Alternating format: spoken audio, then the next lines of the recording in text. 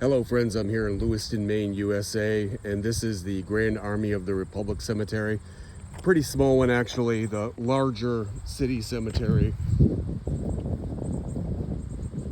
Riverside, is right over there, but this is specifically dedicated to veterans of wars, whether it's the Civil War, World War I, World War II, etc., and their families. So take a quick look through this cemetery. I think there's about 800 plus burials here. So again, it's relatively small. In the very back is the Potter's Field Cemetery, the cemetery for the unknown and the indigent. But this one here says, presented by Hamlin Haggerty, Camp Number 3, US, WV, and dedicated to the Spanish-American War veterans 1898 to 1902, and to the veterans of all wars, dedicated May 30th of 1949. On the top, it calls out Spanish War veterans 1898 to 1902, and it says Philippine Islands, Cuba, Puerto Rico, and USA. And as we walk through, we can see the different dates and the different time periods.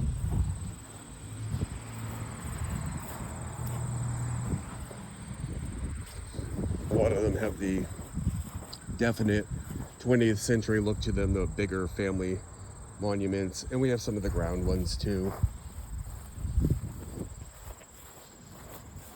There are about 4 photo requests for Find a Grave here, and it seems to me that a Grand Army Republic Cemetery is more likely to have stones for some of the photo requests than a public cemetery, just because a lot of these stones would be paid for by the Department of Veteran Affairs.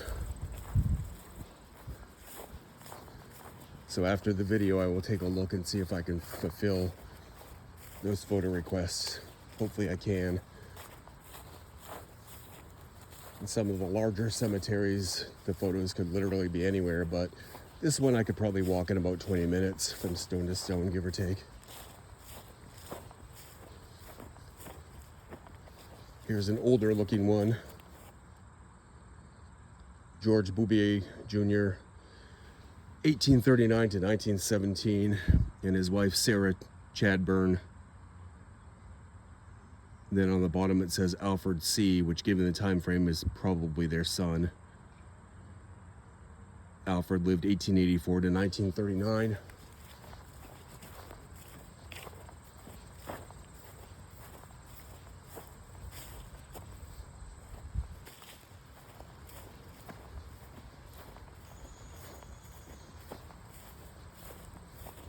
Earl McCormick, EMC, U.S. Navy, 1901 to 1975. His wife, Elaine McCormick.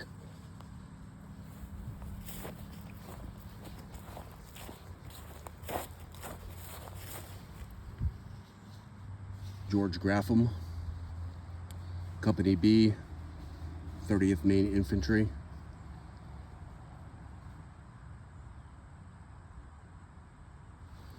Calls him out again here on the family stone, and his wife, Frances. George was born 1845, which would put him smack in the middle of the Civil War.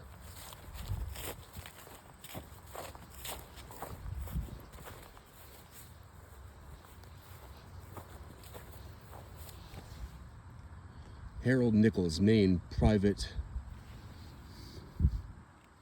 U.S. Infantry, June 6, 1929. Likely a World War I veteran. Another World War I veteran, Linwood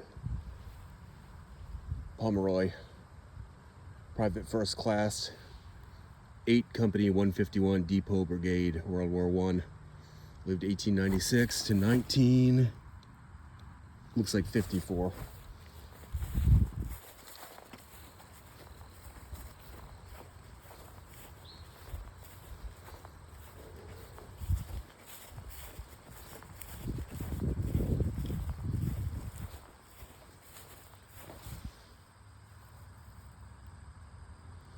Colin Eichel, Maine, Private, 151 Depot Brigade, April 10, 1958.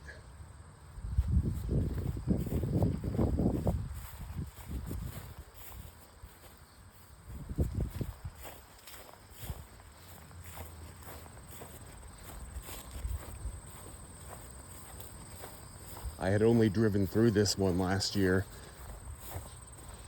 to research the Potter's Field one in the back, but I hadn't really walked among the rows here. This is my first time actually looking at individual stones for the Grand Army of the Republic Cemetery.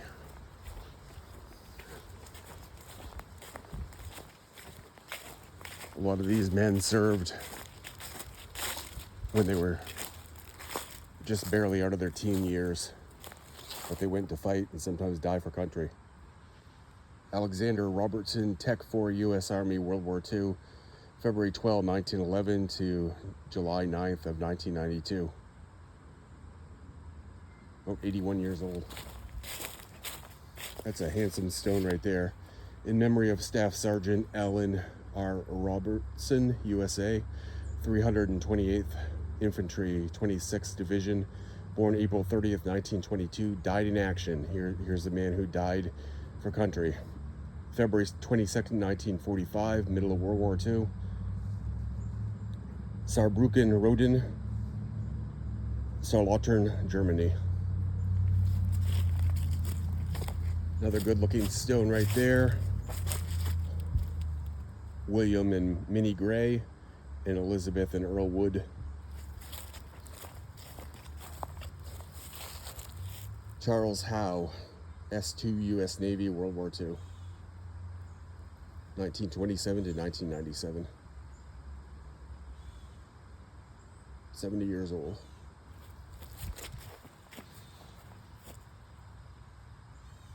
There's our Grand Army Republic Star commemorating, looks like Vinton Connors, U.S. Infantry, World War II.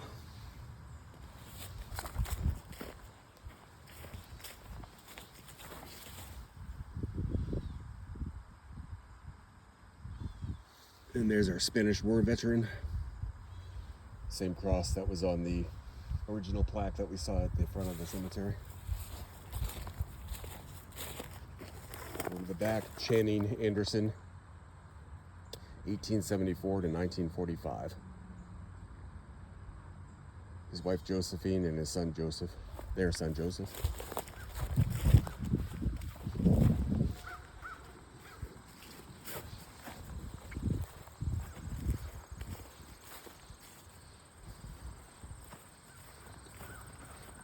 And we'll walk over to the left side of the cemetery over here.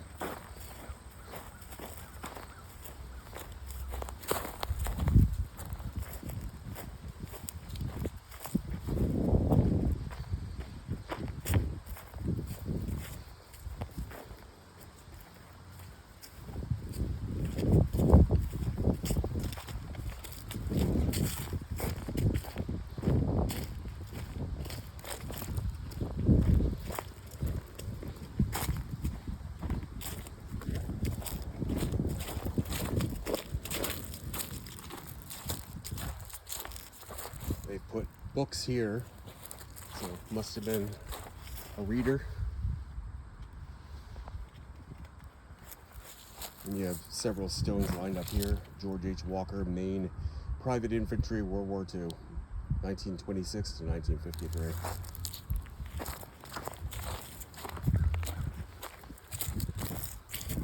It's an older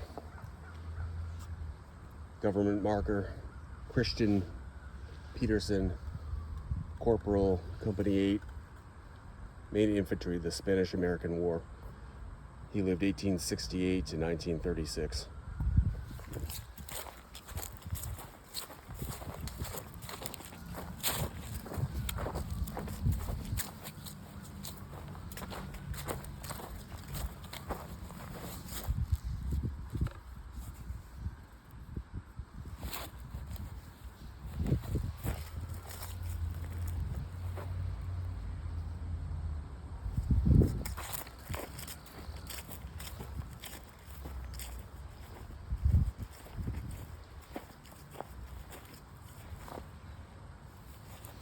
Alfred Lawrence, Maine, private anti-aircraft sector, December 14, 1954. Every stone tells a story.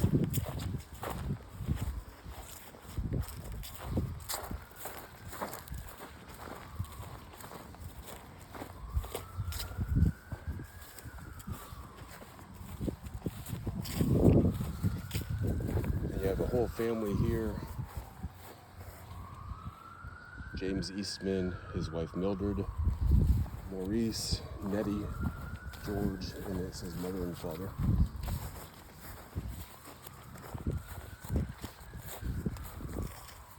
Some old standard issue government stones here. They're all entitled to these stones. If they don't have one, you can just fill out a form and get the government to pay for the stone. I have some military ancestors, actually one uncle, my father's brother, who served, and I need to fill out some applications and try to get them some stones. Another veteran of the Spanish-American War, looks like Patrick A. Calvin, as well as Sergeant Willard Ricker, who also served in the Spanish-American War.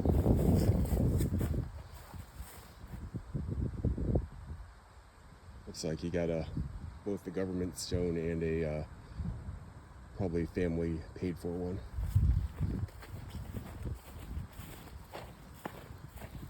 Joan Margaret, daughter of Joseph and Margaret Pinette.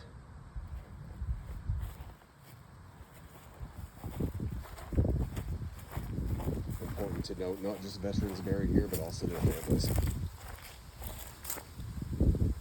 Arthur Joseph Beliveau, Maine fireman to Seattle, U.S. Navy, December 24th, 1940.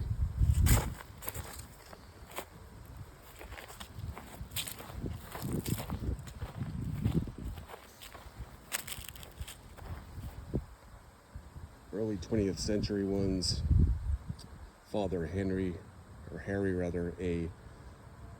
Quantz and Mother Fanny Westwood Quantz.